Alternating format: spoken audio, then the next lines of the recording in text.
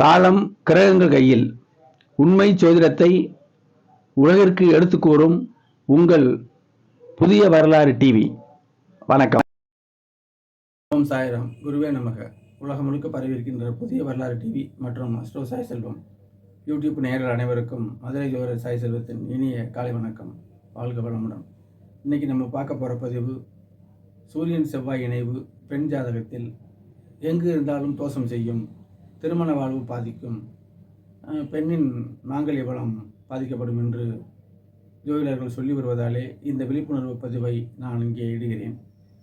மேசம், ரிஷபம், மிதுனம் 3 லக்னத்துக்கும் சொல்லி வீடியோ போட்டதுக்கு பிறகு இப்போ கடக லக்னத்துக்கு இந்த சூரியன் செவ்வாய் இணைவு என்ன செய்யும், திருமண தோஷத்தை தருமா என்பதை பற்றி இங்கே விளக்குகிறேன்.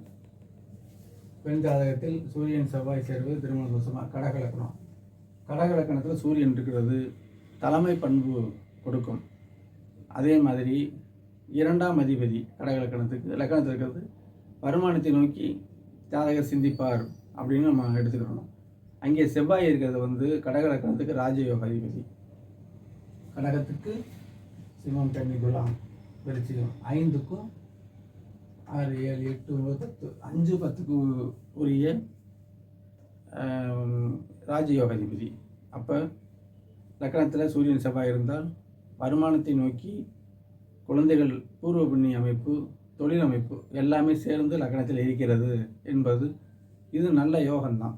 ஆனால் வியாழன் பார்க்க வேண்டும், சுக்கிரன் பார்க்க வேண்டும், பௌர்ணமி சந்திரன் எதிராக இருந்துச்சுன்னா ரொம்ப சிறப்பு, சனி பார்த்தா கெடுதல், இப்படி எடுத்துக்கிறோங்க. இதில் திருமண தோஷம் வரவே வராது. 2ஆம் இடத்துல இருந்துச்சுன்னா 2ஆம் இடம் கடகலக்கணத்துக்கு 2ஆம் இடம் வருமானம், குடும்பம், இந்த மாதிரி அமைப்புகள். அங்கே யோகாதிபதி செவ்வாய் இருக்கார். அப்போ தொழிலை நோக்கி வருமானத்தை தான் அவர் பார்ப்பார் அப்படின்னு அர்த்தம். 2ஆம் இடத்துல பேச்சு சூரியன் செவ்வாய் இணைவதால் கடகலக்கணத்துக்கு 2ஆம் இடத்துல இருக்கிறது கொஞ்சம் அதிகார பேச்சாக இருக்கும். வியாழன் பார்த்து விட்டால் அது பிரயோஜனமாக அதிகாரமாக இருக்கும், சனி பார்த்தால் கெடுதல். அடுத்து 3ஆம் இடம்.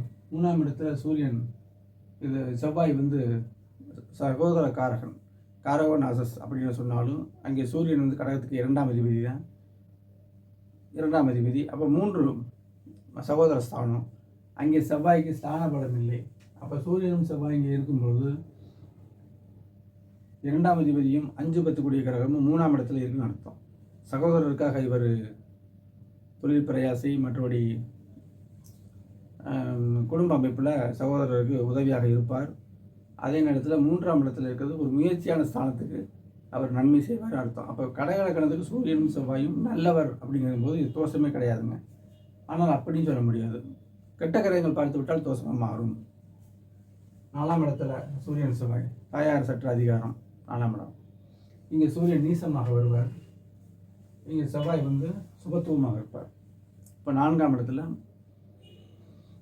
2ஆம் வருமான அதிபதியும் தொழிலுக்குரியவரும் 4ல் இருக்கும்போது அது ஒரு சிறப்பான அமைப்புங்க. தாயார் மூலமே அவர் தொழில் அமைப்பை உதவியை பெறலாம். இப்படிலாம் கணக்கில் இருக்குது. 5ஆம் இடத்துல சூரியன் செவ்வாய், செவ்வாய் இங்கே ஆட்சி வீடு, சூரியன் நட்பு கிரகம். அப்போ 5ல் செவ்வாய் இருக்கக்கூடாது, ஆண் வாரிசை தடுக்கும். அப்போ 2ஆம், அதாவது திரிகோண ஸ்தானங்களுக்கு 5, 9 இந்த மாதிரி இடங்களில் சுபக்கிரகங்கள் இருக்கணும், பாவக்கிரகங்கள் இருக்கக்கூடாதுங்கிறது இந்த விதிகளை சேர்த்து தான் நம்ம சொல்லணும். 5ஆம் இடத்துல சூரியன் செவ்வாய் வருமானத்தை நோக்கி அவருடைய புத்தி இருக்கும்னு அர்த்தம். 5ஆம் இடத்துல குழந்தைகளையும் பிடிக்கும் அப்படின்னு அர்த்தம். 6ல் சூரியன் செவ்வாய், 6ஆம் இடத்துல 2ஆம் அதிபதி 6ல் போகிறது நல்லதில்லை. கடன் வாங்கி தொழில் செய்கிற அமைப்புகள் இருக்கும். அப்போ 5, 10 கூடியவர் 6ல் மறையக்கூடாதுங்க. அது ஒரு சிறிய குறை தான். இருந்தாலும் சுபக்கிரகங்கள் பார்த்துவிட்டால், குரு சுக்கிரனெல்லாம் பார்த்துவிட்டால் பலன்கள் மாறும். 7ஆம் இடத்தில் சூரியன் செவ்வாய், இந்த இடத்துல நம்ம கவனமாக பார்க்கணும். 2ஆம் அதிபதியும் 5, 10 பூர்வ புண்ணிய அதிபதியும் சேர்ந்து 7ல் இருக்காங்க. இங்கே தோஷம்னு சொல்லுவார், ஆனால் இது யோகமாக அமைப்பு. கடகத்துக்கு 7ஆம் இடம் பெண் ஜாதகம், கடகத்துக்கு 7ஆம் இடம் கலஸ்தர ஸ்தானம், கணவன் வரக்கூடிய ஸ்தானம். அங்கே யார் இருக்கா? 2ஆம் அதிபதி இருக்கார். செவ்வாய் யார்? கடகத்துக்கு யோகாதிபதி, 5, 10 கூடியவர். அப்போ மனைவியின் மூலமாக சொத்து சேர்வது, தொழில் அமைப்பை பெறுவது அப்படிங்கிறது நல்ல அமைப்பு. கூடவே வியாழன்லாம் பார்த்து விட்டால் யோகமான மனைவி. இங்கே என்ன சொல்கிறாங்க? சூரியன் செவ்வாய் சேர்ந்தால் தோஷம். இதை மட்டும் மனசில் வச்சுக்கோங்க. அடுத்து 8ஆம் இடம். 8ஆம் இடத்துல சூரியன் செவ்வாய். 8ல் வந்து மறைவு ஸ்தானம் அது கண்டிப்பான முறையில் எந்த கிரகமே 8க்கு போகக்கூடாது, அப்படி ஒரு கணக்கு வரும். ஆக 8ல் இந்த சூரியன் செவ்வாய் இருந்துச்சுன்னா 8ஆம் இடம் வந்து யோக கிரக செவ்வாய்ங்கிற மாதிரி வெளிநாடு அமைப்புகளை இழுத்து வச்சு இருட்டாக இருக்கும்போது ஒரு திணறலான நிலைகளை கொடுக்கும். வெளிச்சம் இருக்கணும் இல்லை, அப்போ ஆரோக்கியம் 8ஆம் இடம் 5-10 கூடியவர் தான் 8ல் இருக்கார், தொழில் தான் முடங்கும். அப்போ 2ஆம் அதிபதி இங்கே சேரும்போது 8 ஒரு பிரயோஜனம் இல்லாத இடம். ஆனால் வியாழன் பார்த்தா நல்லது. சனி போன்ற பாவக்கிரகங்கள் ராகுலாம் சேர்ந்துட்டா தலைகீழாக பலன் கெடுதலாகவே அமையும், மேலும் கெடுதலாக அமையும். 9ஆம் இடம் 9ஆம் இடத்துல சூரியன் செவ்வாய் 9ஆம் இடத்துல வந்து 10 கூடியவர் 9ல் இருக்கார், தர்ம கர்மாதிபதி யோகம், தொழிலில் நல்ல அமைப்பு. அடுத்து 10 சூரியன் செவ்வாய் எப்பவும் போல் திக்பலத்தில் சூரியன் உச்சமாக இருப்பார், திக்பலமும் வாங்குவார். அப்போ செவ்வாயும் கூட இருக்கிறது அதிகமான பலன், அளவுக்கு மீறின பலன், நற்பலன் இல்லை. யாராவது ஒரு கிரகம் தான் திக்பலமாக இருக்கணும். 11 சூரியன் செவ்வாய் 11 மூத்த சகோதரர் கொஞ்சம் சூரியன் செவ்வாய் இருப்பதால் அதிகாரமாக இருப்பார், லாபம் தான் 2 கிரகமே. இது நல்ல அமைப்பு.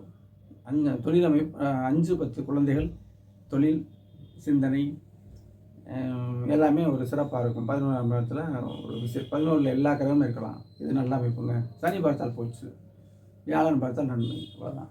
12ஆம் இடம் சூரியன் செவ்வாய் 12 மறைவு ஸ்தானம், அங்கேயுமே தொழிலமைப்பு மறைஞ்சிருக்குன்னு அர்த்தம்.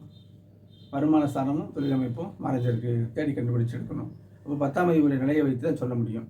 இது பொதுவான பலன், நல்லா புரிஞ்சிருக்குன்னு நினைக்கிறேன். இது பொதுவான பலன். துல்லிதமாக பலன் எடுக்கணும்னா அந்த கிரகங்கள் சேர்ந்தது, பார்த்த கிரகங்கள் எல்லாமே இதில் நான் விளக்கலை, அதை நம்ம பார்த்துக்கலாம். அப்படியே சொந்த ஜாதகத்தையும் பார்க்கலாம். இந்த வாட்ஸ்அப் நம்பரில் தொடர்பு கொண்டீங்கன்னா உங்கள் ஜாதகத்தில் கடகலக்கண பெண்கள், ஆண்கள் கூட எடுத்துக்கோங்க. இது சொல்லப்பட்ட கான்செப்ட் வந்து திருமாங்கலை அமைப்பு பெண் ஜாதகம் தான்.